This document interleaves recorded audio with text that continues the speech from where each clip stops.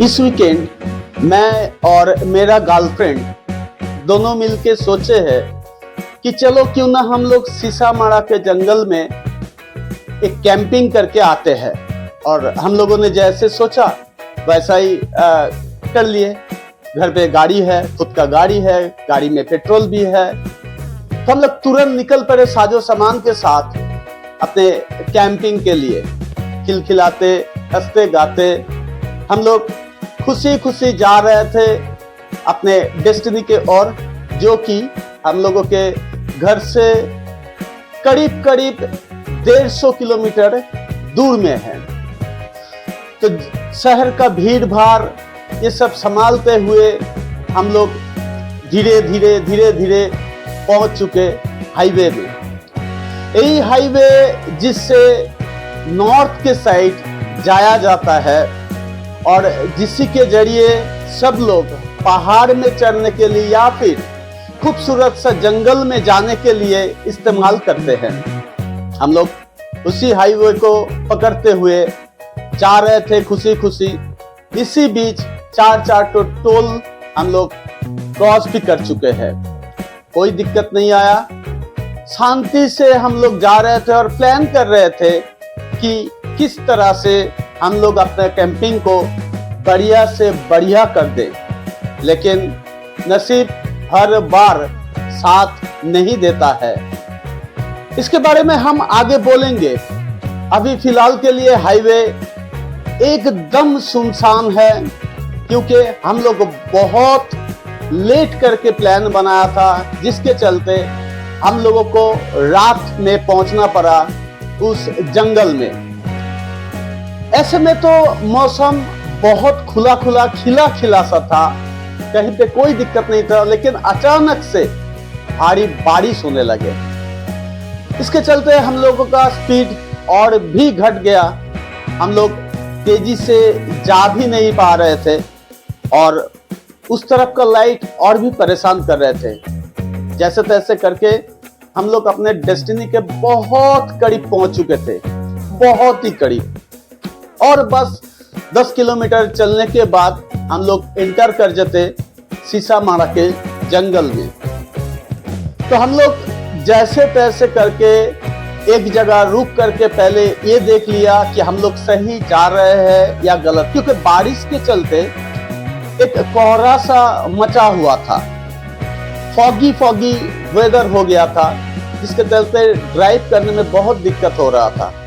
हम लोग जंगल में तो पहुंच चुके हैं, लेकिन ये जंगल इतना घना है कि हेडलाइट भी गाड़ी का सही से काम नहीं कर पा रहा है। ऊपर से इतना फॉग हो रखा है कि इतना दिक्कत सामना करना पड़ रहा है कि पूछो ही मत। एक बार तो ऐसा ही सोच लिया कि लौट चलते हैं, लेकिन मेरा गर्लफ्रेंड जो है वो बोला नहीं, इतने दूर जब आ ही चुके हैं तो कुछ ना कुछ तो करेंगे, क्योंकि हम लोगों के पास लाइट तो बहुत है।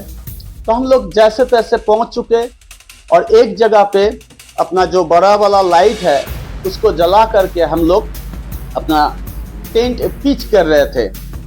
और टेंट भी ऐसा है कि बस 2 ही आदमी सो सकते हैं, लेकिन हम लोग जैसे तैसे मैनेज कर लिए।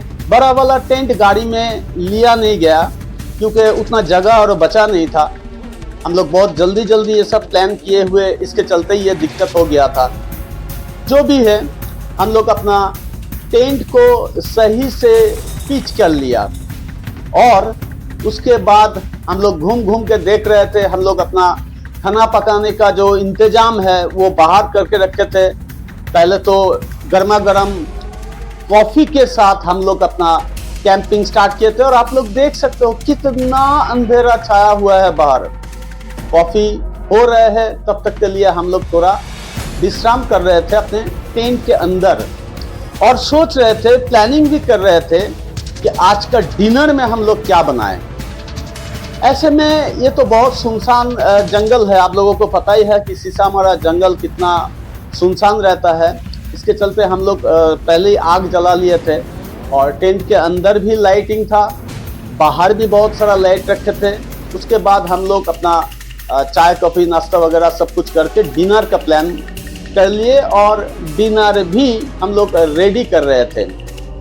और मेरा गर्लफ्रेंड जो है वो थोड़ा तंदूर बनाने के चक्कर में ख्वाहिश में आग में हवा दे रहा था। तो हम लोग जैसे तैसे अपना सब कुछ खाना पीना करके चले गए टेंट के अंदर सोने में। और सोने के कुछ ही देर बाद, रात तो बहुत हो चुकी है, टेंट के बाहर से ना जैसे गुर्राने का आवाज आ रहा था। मैं तुरंत बाहर आया और अपना फ्लैश लाइट जला के देखा कि एक जंगली कुत्ता या फिर भेड़िया जैसा कुछ हो रहे। बाप रे, ये क्या था बोल करके हम लोग वहां से भाग चुके। भागते भागते हम लोग एक खेत में पहुंचे, गन्ने का खेत था वो। और वहां हम लोग ढूंढ रहे थे कि कोई सही सलामत जगह हो, और साथ में ये भी डर था मन में कि भाई कुछ आ ना जाए, डर सा लग रहा है। और मेरा गर्लफ्रेंड जो है वो मेरा हाथ इतना जोरों से पकड़ा हुआ था कि पूछो मत, मेरा तो जान ही निकल जा रहा था। फिर जैसे तैसे करके हम लोग वो खेत के बाहर में एक रास्ता हम लोगों को दिख गया। और उधर से दूर में एक घर दिख रहा था जिसके नीचे तो पूरा ही अंधेरा था, लेकिन ऊपर एक लाल जैसा रोशनी दिख रहा था, जिसको देख करके लग रहा था कि अंदर में कोई आग वगैरह जल रहा है। हम लोगों को लगा कि वहीं पे कोई रह सकता है। तो हम लोग धीरे धीरे करके डरते हुए उस घर के तरफ गए और जाके पूछा, कोई है इस घर में, कोई है? लेकिन किसी को नहीं देखा। एमिली बोले चलो भाग चलते हैं। एक सीढ़ी देखा ऊपर जाने के लिए, लेकिन हम लोग बाहर आ गए। फिर से मैंने बोला देखो चलो अंदर जाके देखते हैं, आज रात तो किसी तरह से गुजरना है ना। फिर हम लोग धीरे धीरे करके ऊपर में गए।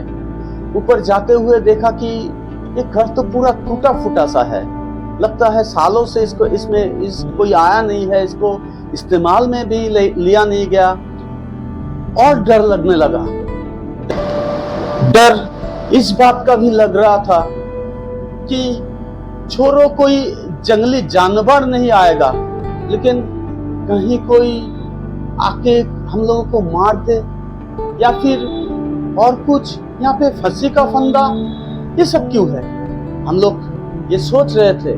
एमिली बोल रहे थे कि चलो हम लोग भाग जाते हैं, लेकिन मैंने बोला देखो एक रूम ढूंढते हैं जहां हम लोग आज रात ठहर जाते हैं, ताकि कल सुबह होते हुए ही हम लोग यहाँ से निकल पाए और बीच रास्ते में हम लोग कोई मुसीबत में ना आ जाए।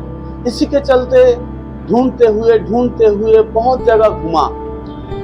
एक क्रीपी सा साउंड चारों ओर से आ रहा था, एक हिसिसाने की आवाज। फिर एक रूम देख गया जो थोड़ा साफ सुथरा था, वहां पे एक बच्चा जैसा देखा। हम गए लेकिन डर गए और हम लोग भाग चुके, वहां से भाग गए। दौड़ते हुए ढूंढ रहे थे कि किस तरफ रोड है जहां पे हम लोगों का गाड़ी खड़ा था। और चलते चलते गाड़ी में जैसे तैसे हम लोग घुस गए। उसके बाद जो हुआ बोलो ही मत, हम लोगों को सांस फूलने लगा, डर के मारे गला सूख रहा था। हम लोग पकड़ लिए रास्ता और जितना तेजी हो सके हम लोग गाड़ी को भगा दिया। हम लोगों का जितना कैंपिंग का सामान था वहीं पे छोड़ के चले आए कि भाई छोड़ दो, सामान तो फिर भी मिल जाएगा, लेकिन जान का क्या। हम लोग आज इतना डर गए, इतना खौफ में था कि सोच रहे थे कि कैंपिंग वाला जो डिसीजन हम लोग लिया क्यों लिया। फिर धीरे धीरे हम लोग हाईवे के एक किनारे पे खड़ा हुआ, वहीं पे एक चाय का दुकान था। हम लोग वहां पे चाय पीने के लिए खड़ा हो गए।